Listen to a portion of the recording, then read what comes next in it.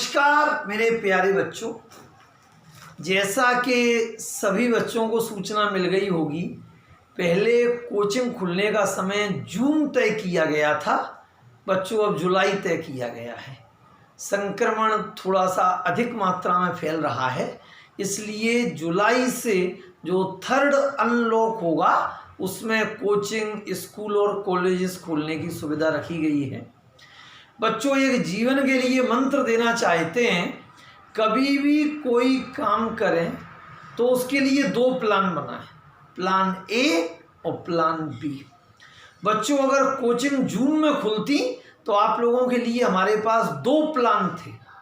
अगर जून में खुलती तो हम प्लान ए के तहत पढ़ाई कराते, अब चूंकि जुलाई में खुल रही हैं तो हम प्लान बी के तहत पढ़ाई कराएंगे। जीवन में सदैव याद रखें कि एक रास्ते पर चल रहे हैं मगर उसके ऑप्शन में एक और तैयारी करके चलें कि कहीं यहाँ कोई अव्यवस्था उत्पन्न होती है तो हम प्लान बी के तहत अपनी मंजिल को पा सकें।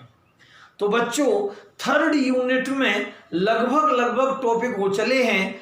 आज आप लोगों को दो सेल पढ़ाए जा रहे हैं। बच्चों ये ऐसे टॉपिक हैं जो केमिस्ट्री में तो हेल्पफुल हैं ही, ये आप लोगों को फिजिक्स में भी काफ़ी ज़्यादा हेल्प करेंगे। बच्चों आज हम जो सेल ले रहे हैं गैल्वेनिक सेल या इलेक्ट्रोकेमिकल सेल या वोल्टिक सेल, एक ही नाम है। उसी को बच्चों गैल्वेनिक सेल कहते हैं, उसी को इलेक्ट्रोकेमिकल सेल कहते हैं और उसी को बच्चों वोल्टिक सेल कहते हैं। अब बच्चों ये CELL 4 लेटर का वर्ड सेल, एक ऐसा वर्ड जो एनर्जी का ट्रांसफर कर देता है, एक फॉर्म से दूसरे फॉर्म में एनर्जी का फॉर्म चेंज कर देता है।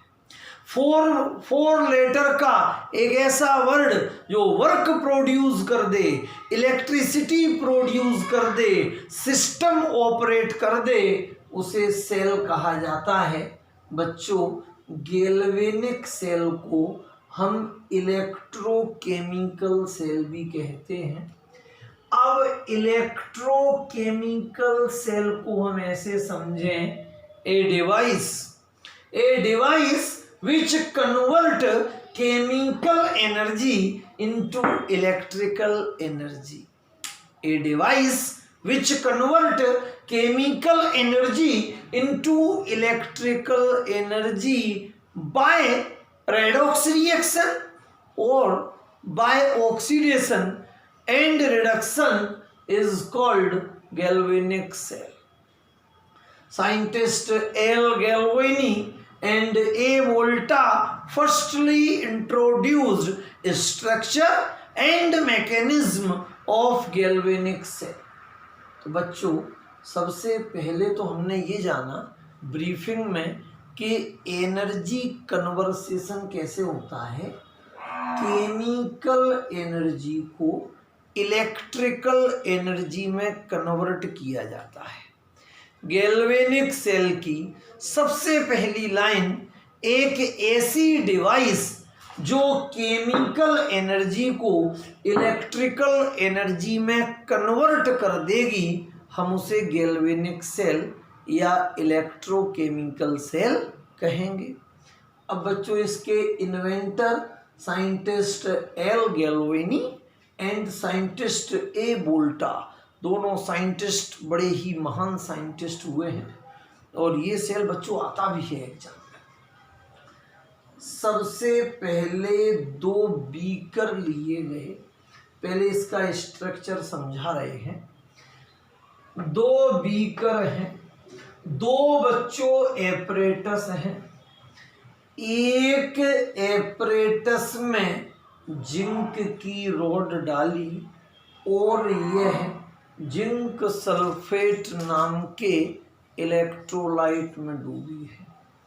Zn rod is dipped in zinc sulfate solution zinc की रॉड जिंक सल्फेट में डूबी है और जिंक की रॉड बच्चों एनोड का वर्क करती है। अब बच्चे ने कहा अरे सर ने गलत लिख दिया, एनोड तो पॉजिटिव होता है और कैथोड भैया निगेटिव होता है। मगर सही है, रीजन अभी बताया जाएगा। केवल गैल्वेनिक सेल में एनोड निगेटिव होता है और कैथोड पॉजिटिव होता है। कैसे, अभी मैकेनिज्म में सीखेंगे। अब जिंक रॉड एनोड क्यों है, ध्यान दें। जिस रॉड पर ऑक्सीडेशन होता है, जिस रॉड से इलेक्ट्रॉन रिलीज होते हैं, इलेक्ट्रॉन बाहर निकलते हैं, उस पर ऑक्सीडेशन होता है और जिस पर ऑक्सीडेशन होता है वो एनोड होती है। जिस रॉड पर इलेक्ट्रॉन आते हैं उस पर रिडक्शन होता है और रिडक्शन वाली रॉड कैथोड होती है। एक एपरेटस में जिंक की रॉड है। This rod is dipped in zinc sulphate electrolytic solution. Zinc rod work behave as anode. दूसरे एपरेटस में बच्चों कॉपर की रॉड है। कॉपर पर रिडक्शन होगा तो ये कैथोड हो गई है और copper rod is dipped in copper sulfate solution. Both these solutions are connected a device which is called salt bridge. दोनों इलेक्ट्रोलाइट को कनेक्ट करेगा, कनेक्टिंग डिवाइस का काम करेगा सॉल्ट ब्रिज। और बच्चों सॉल्ट ब्रिज में यहाँ पर ग्लास वूल रहती है, कांच की रुई होती है और अंदर बच्चों भरा होगा पोटेशियम क्लोराइड। बहुत स्टैंडर्ड मेथड से सिखाया जा रहा है, आप फिजिक्स में अप्लाई कर देना। फिजिक्स के टीचर प्रसन्न हो जाएंगे कि इतना अच्छा गैल्वेनिक सेल बच्चों कहाँ से लेकर आए। तो both these two electrolytic solution are connected by salt bridge. Salt bridge is a U-shaped glass tube which filled by potassium chloride. The function of salt bridge is connecting the circuit and joining the two solution of electrolyte. दोनों rod को by wire, this is external circuit, we connected with galvanometer. किससे connect कर दिया बच्चों, galvanometer को। अब ये cell construct हो गया। ध्यान देना बच्चों, इलेक्ट्रॉन का फ्लो एनोड टू कैथोड होता है। इलेक्ट्रॉन कैसे चलते हैं बच्चों, एनोड टू कैथोड, हमेशा याद रखना, क्योंकि एनोड पर ऑक्सीडेशन, ऑक्सीडेशन में इलेक्ट्रॉन निकले, कैथोड पे रिडक्शन, कैथोड पे आ गए। इलेक्ट्रॉन के फ्लो का डायरेक्शन एनोड टू कैथोड है और इलेक्ट्रिक करंट के फ्लो होने का direction cathode to anode. Both direction are opposite to each other. बच्चों इलेक्ट्रॉन कैसे फ्लो होते हैं, anode to cathode, and electric current is cathode to anode. Two half cell is formed, one half cell is Zn rod, ZnSO4, and other half cell is Cu rod, CuSO4।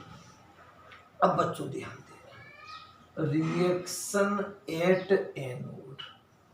अब zinc का atom, zinc की rod है तो एक rod में huge number of atom होंगे।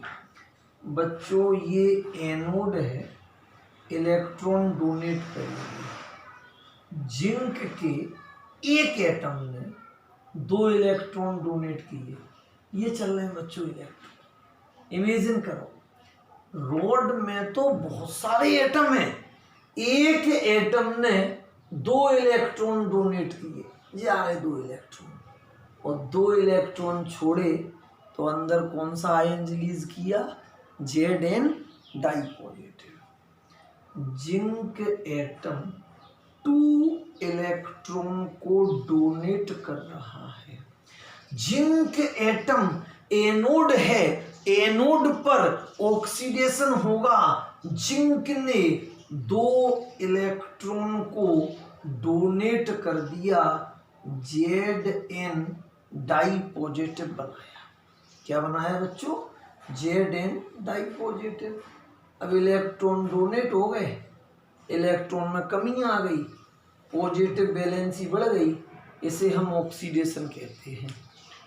2 electron इधर भेजे, Zn डाई पॉजिटिव इधर, 2 इलेक्ट्रॉन इधर, Zn डाई पॉजिटिव इधर, 2 इलेक्ट्रॉन इधर, Zn डाई पॉजिटिव इधर।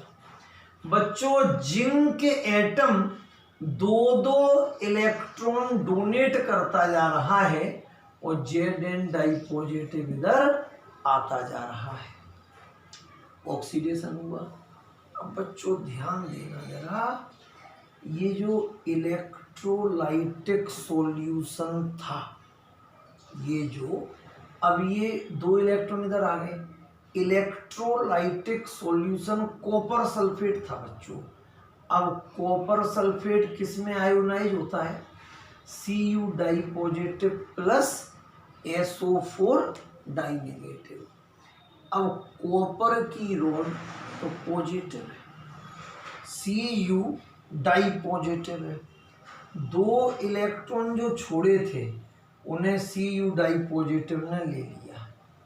कॉपर रॉड पर Cu डाई पॉजिटिव आयन थे, तो Cu डाई पॉजिटिव ने जिंक द्वारा डोनेट किए गए 2 इलेक्ट्रॉन ले लिए, 2 प्लस से 2 माइनस न्यूट्रल हो गया कॉपर।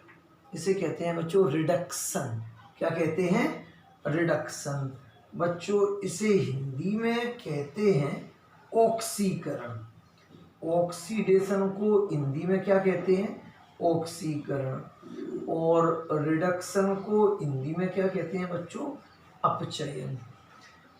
तो जिंक ने 2 इलेक्ट्रॉन डोनेट किए, Zn डाई पॉजिटिव इधर आया, तो जिंक ने 2 इलेक्ट्रॉन रिलीज कर दिए, लॉस ऑफ इलेक्ट्रॉन, इलेक्ट्रॉन में कमी आ गई, दिस इज ऑक्सीडेशन। तो Zn का क्या हो गया, Zn डाई पॉजिटिव। यहाँ रॉड पर Cu डाई पॉजिटिव ने 2 इलेक्ट्रॉन ले लिए, कॉपर में रिडक्शन हो गया। पॉजिटिव वैलेंसी का इंक्रीज होना ऑक्सीडेशन, और पॉजिटिव वैलेंसी का डिक्रीज होना रिडक्शन। अब बच्चों हम टोटल सेल रिएक्शन बनाए, ये 2 इलेक्ट्रॉन थे, इधर ये एक्सेप्ट हो गए तो ये कट जाएंगे। काटने का निशान तो नहीं लगाना है, हम नीचे अंडरलाइन करेंगे। 2 इलेक्ट्रॉन जिंक ने दिए, Cu डाई पॉजिटिव ने लिए, LHS वाला उठाओ, Zn plus Cu di positive is equal to Zn di positive plus Cu। तो Zn से Zn डाई पॉजिटिव बना, ये ऑक्सीडेशन, और Cu डाई पॉजिटिव से Cu बना रिडक्शन।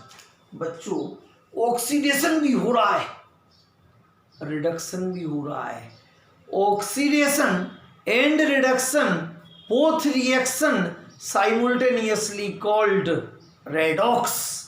मतलब इस चेंबर में ऑक्सीडेशन है, इस चेंबर में रिडक्शन है, रेडॉक्स रिएक्शन हो रही है, और रेडॉक्स रिएक्शन के जरिए इलेक्ट्रिकल एनर्जी प्रोड्यूस्ड हो रही है, और उसी इलेक्ट्रिकल एनर्जी से गैल्वेनोमीटर के पॉइंटर में डेविएशन आ जाएगा।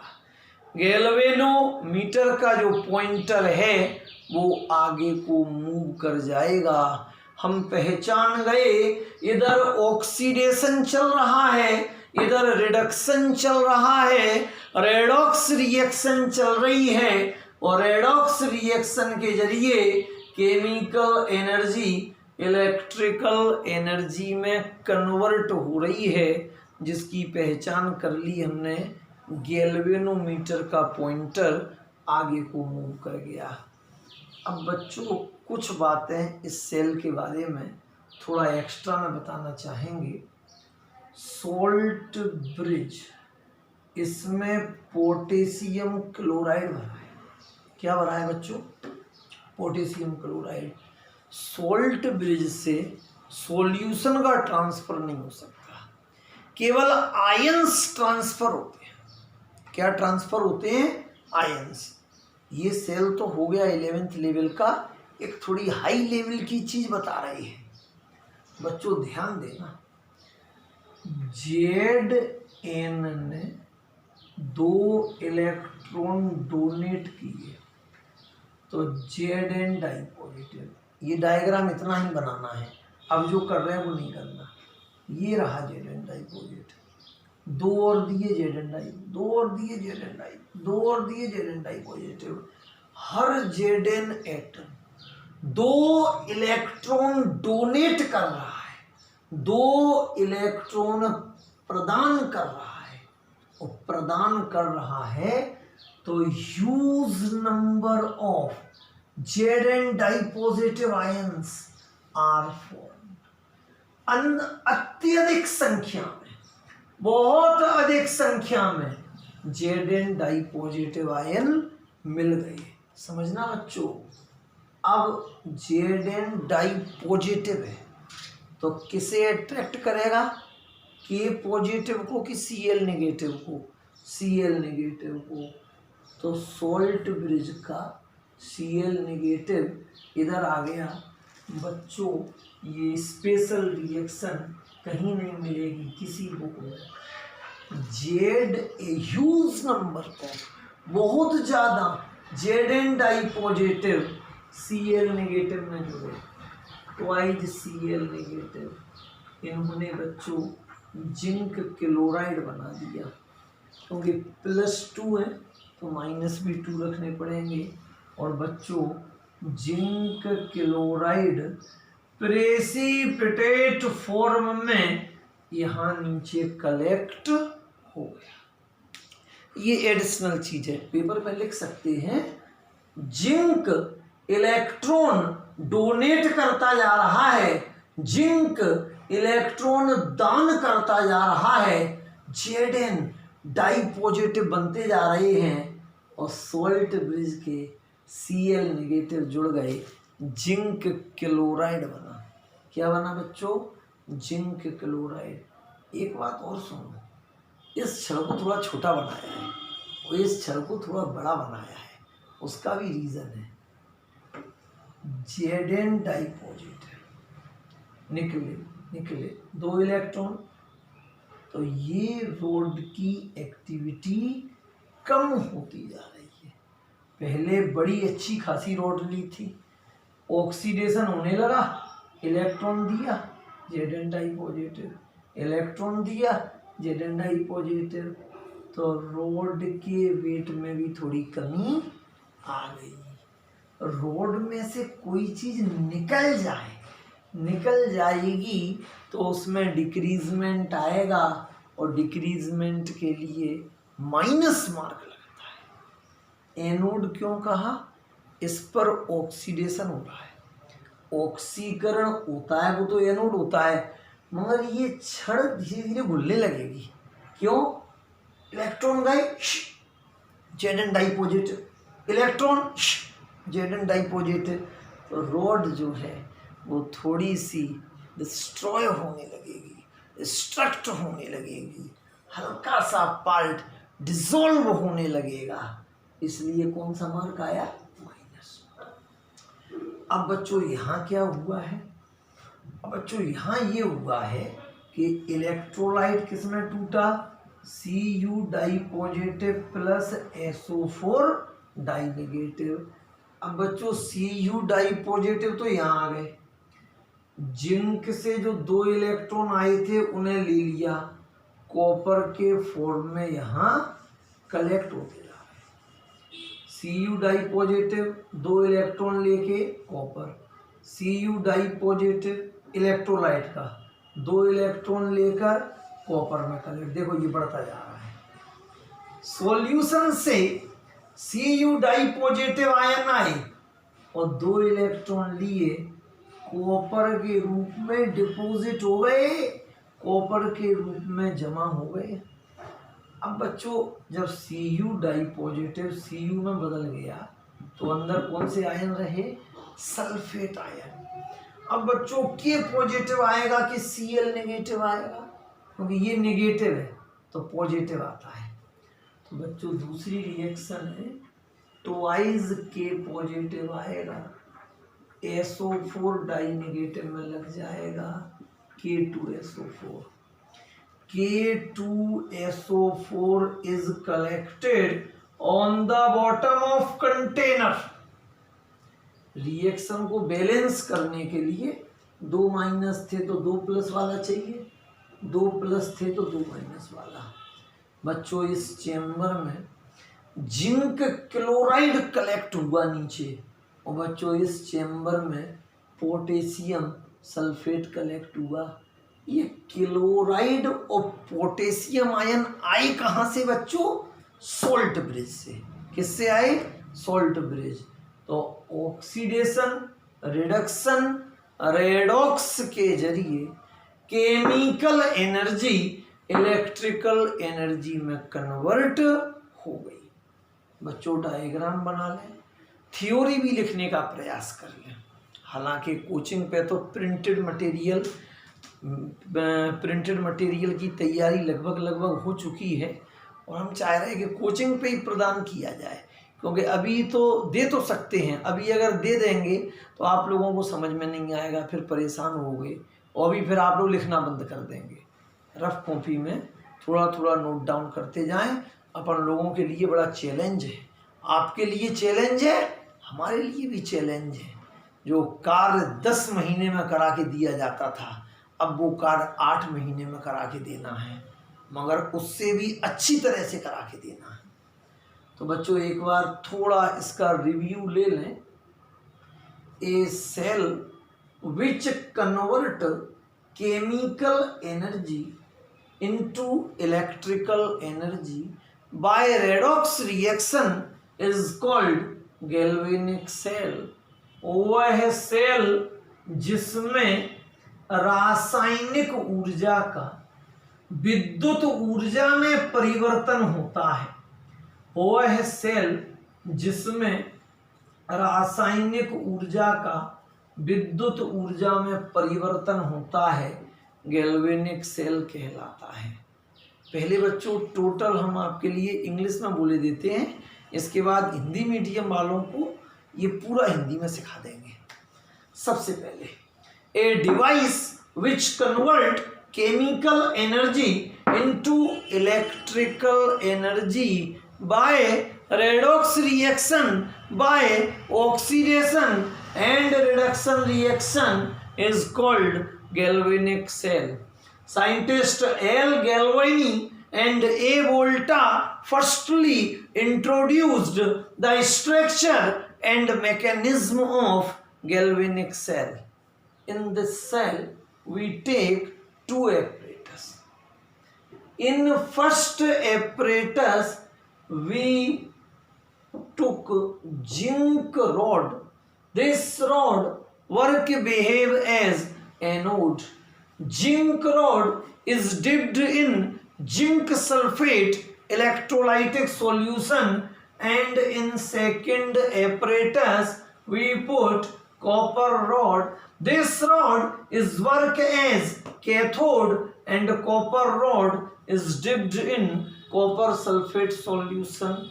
Both electrolytic solution are joined by salt bridge In salt bridge potassium chloride solution is filled with glass bowl.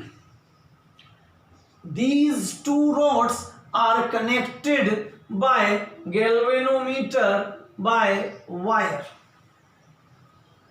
Then in this system, first half cell is Zn rod ZnSO4 and second half cell is Cu rod CuSO4. Flow of electrons by anode to cathode and flow of current via cathode to anode. Zinc rod. In this system, oxidation reaction is occur. Zinc atom donate 2 electron and Zn dipositive ions is formed. 2 electron donate Zn dipositive, 2 electron donate Zn dipositive. This reaction is called oxidation reaction. Reaction at cathode, Cu dipositive ion accept 2 electron, then copper atom is formed. These copper atom deposited on this rod.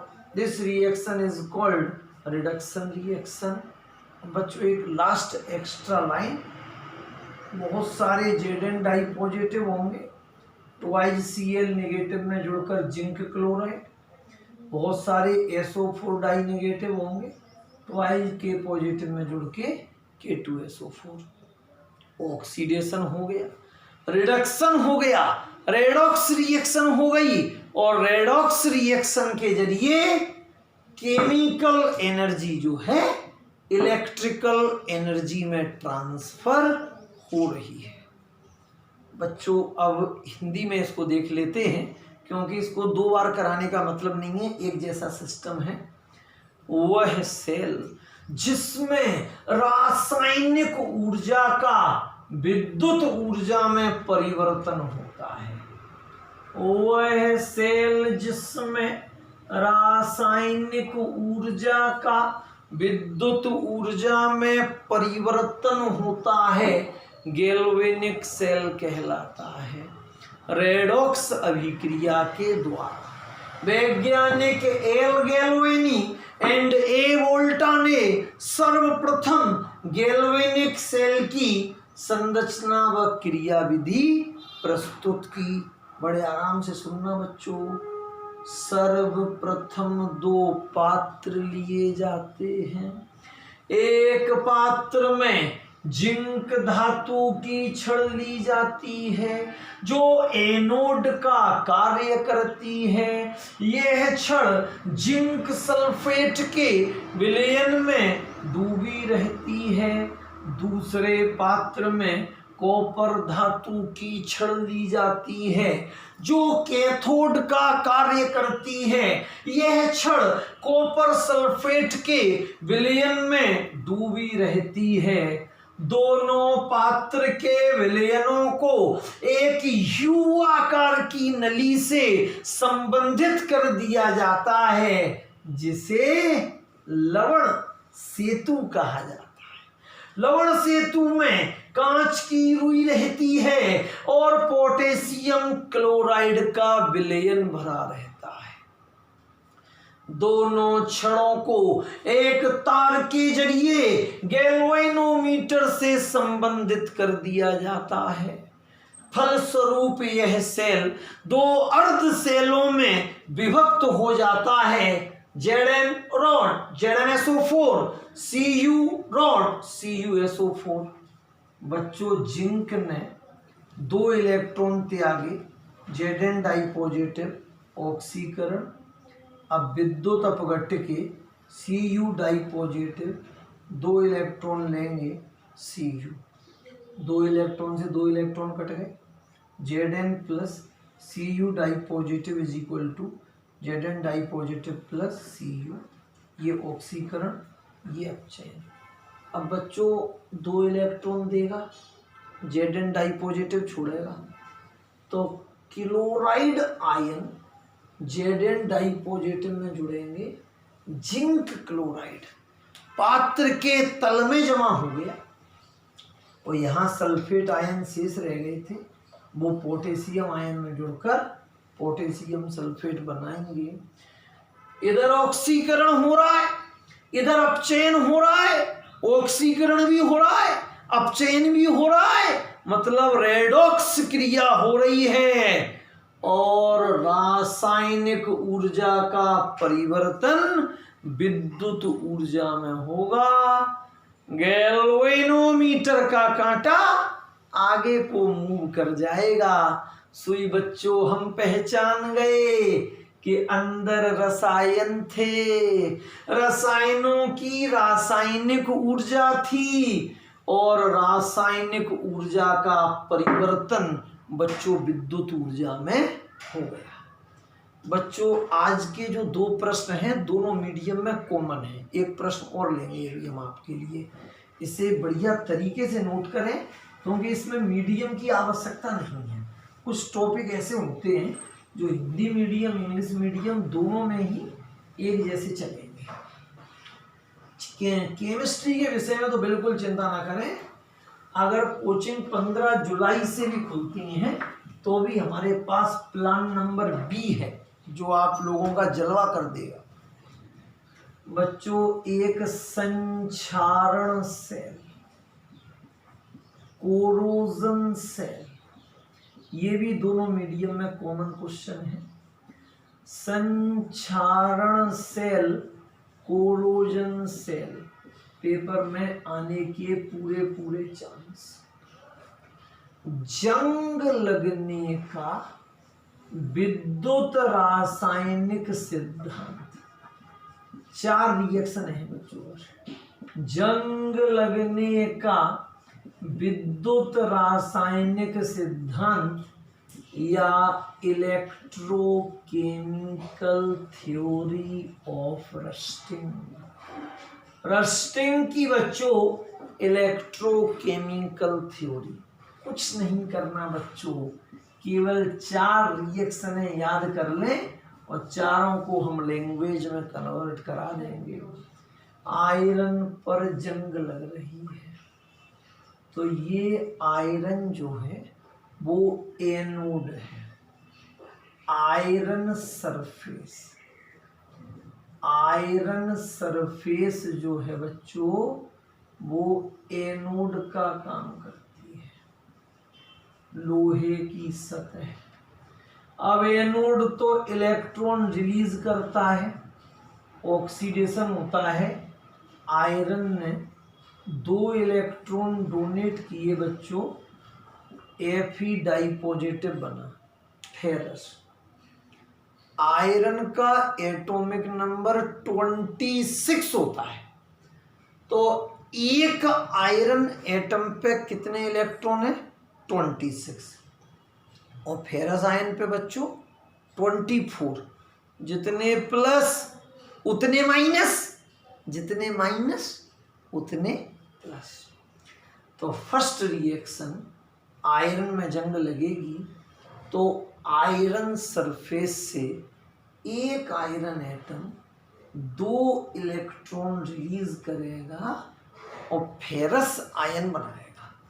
Fe die positive जो बच्चों है ना वो ferrous ion है। केवल 4 reaction सीखें। ये iron की प्लेट है, एटम ने 2 इलेक्ट्रॉन डोनेट किए, फेरस आयन बनेगा। बहुत सारे डोनेट किए जाते हैं क्योंकि ये बात केवल एक एटम की चल रही है, एटम तो बहुत सारे हैं। अब बच्चों रस्टिंग के लिए 2 सबसे मेन फैक्टर, ऑक्सीजन और मॉइस्चर। बहुत अच्छा प्रश्न है बच्चों, गजब का आनंद आएगा। रस्टिंग में ऑक्सीजन और मॉइस्चर, वायु और नमी। वायु ज़्यादा कि नमी ज़्यादा? नमी। तो ऑक्सीजन का 1 मॉलिक्यूल और वाटर के 2 मॉलिक्यूल। अब बच्चों 2 2 जा 4, H पॉजिटिव 4 है तो हमें निगेटिव भी कितने चाहिए? 4। कहाँ से आए? एक एटम ने 2 इलेक्ट्रॉन दिए होंगे तो 2 एटम ने 4 इलेक्ट्रॉन दिए होंगे। तो ये बच्चों आ गया 4OH नेगेटिव। O4 हो गए 2 और 2 4 H 2 जा 4 इलेक्ट्रॉन का इलेक्ट्रॉन। बड़ा सरल। आयरन परमाणु 2 इलेक्ट्रॉन त्याग देता है, फेरस आयन बनाता है, ऑक्सीकरण की क्रिया होती है। Iron atom donate 2 electron, then ferrous ion is formed. Atmospheric oxygen, atmospheric moisture accept 4 electron, then hydroxyl ion is formed. वायु व नमी 4 इलेक्ट्रॉन ग्रहण कर हाइड्रोक्सिल आयन बनाती है। अब बच्चों देखना, इसको और इसको उठा, इलेक्ट्रॉन तो काम में आ गए। Fe डाई पॉजिटिव लेना और 4OH नेगेटिव। अभी बच्चों रिएक्शन बैलेंस नहीं है। OH पे कितने माइनस है 4, यहाँ कितने हैं 2, तो यहाँ भी प्लस कितने होने चाहिए 4। जितने प्लस उतने माइनस। 1 आयरन पे 2 प्लस, तो 2 आयरन पे 4 प्लस, और OH पे कितने माइनस 4। वाइज FeOH का होल ट्वाइस। Fe के 2 एटम, Fe के 2 एटम, ऑक्सीजन के 4, 2 2 जा 4, हाइड्रोजन के 4, 2 2 जा 4। This is ferrous hydroxide. बच्चों इसको क्या बोलते हैं? Ferrous hydroxide. डाई पॉजिटिव वाला फेरस होता है और ट्राई पॉजिटिव वाला फेरिक होता है। वैलेंसी कम तो अस, वैलेंसी ज्यादा तो एक। बहुत आराम से सीखें। इन रिएक्शन को 10-10 बार लिखना आज घर पे। आयरन एटम 2 इलेक्ट्रॉन डोनेट करके फेरस आयन बनाएगा। Atmospheric air moisture accepted these electrons, then hydroxyl ion is formed. When ferrous ion is combined with hydroxyl ion, then ferrous hydroxide is formed. Last reaction है बच्चों, उठा लो जैसा का तैसा, ferrous hydroxide. बच्चों ferrous hydroxide जो है ऑक्सीजन से रिएक्ट करेगा, 1/2O2 प्लस मॉइस्चर से रिएक्ट करेगा, क्योंकि इसे भी आवश्यकता है ऑक्सीजन और मॉइस्चर की। बच्चों एक फॉर्मूला बना रहे हैं, Fe2O3 dot XH2 hydrated ferric oxide, hydrated ferric oxide. This is called rust. क्या बोलते हैं इसको? रस्ट। आयरन के बच्चों 2 एटम, इधर भी 2 एटम। ऑक्सीजन गिनो बच्चों, 2 2 जा 4, 4O1 5, 5O1 6। ऐसे सीखो बच्चों। ये O2 है, ये 1 मॉलिक्यूल है, हाफ मॉलिक्यूल कर दें तो क्या हो जाएगा O। O2 है, कितना मॉलिक्यूल है? एक अणु है, हाफ क्या होता है O। तो 2 2 जा 4, 4O1 5, 5O1 6, 3 और 3O3 6। हाइड्रोजन काउंट करें, 2 2 जा 4, 4O2 6, 3 2 जा 6। अब इस रिएक्शन में तो बच्चों थ्राइज आ रहा है, मगर रस्ट में वाटर मॉलिक्यूल का नंबर डेफिनेट नहीं होता, तो हम क्या रख सकते हैं? XH2O। बड़ा सरल। ऐसे आंसर तो बच्चों मैथमेटिक्स का न्यूमेरिकल है। रिएक्शन लिखो, एक लाइन बनाओ, एक एक नंबर की 4 रिएक्शन हैं। पहले इंग्लिश में बोलेंगे, फिर हिंदी में बोलेंगे। Rusting of iron is a electrochemical reaction number 1, iron atom donate 2 electrons, then ferrous ion is formed. This reaction is called oxidation. Reaction लिख देना. Number 2, atmospheric oxygen and moisture accepted these electrons, then hydroxyl ion is formed. This reaction is called reduction reaction. When ferrous ion is combined with hydroxyl ion, then ferrous hydroxide is formed. When ferrous hydroxide is combined with atmospheric oxygen and moisture, then hydrated ferric oxide is formed, which is called rust. Hindi में सुना है, लोहे पर जंग लगना. एक बार PSC में reasoning में आया था, लोहे में या लोहे पर. लोहे पर सही है. लोहे पर जंग लगना एक विद्युत रासायनिक अभिक्रिया है. नंबर 1, सर्वप्रथम एनोड का आयरन परमाणु 2 इलेक्ट्रॉन त्याग देता है, फलस्वरूप फेरस आयनों का निर्माण होता है. वातावरण की ऑक्सीजन और वातावरण की नमी इन इलेक्ट्रॉनों को ग्रहण कर लेती है, फलस्वरूप हाइड्रोक्सिल आयनों का निर्माण होता है. जब फेरस आयनों का संयोग हाइड्रोक्सिल आयनों से होता है तो फेरस हाइड्रोक्साइड का निर्माण होता है.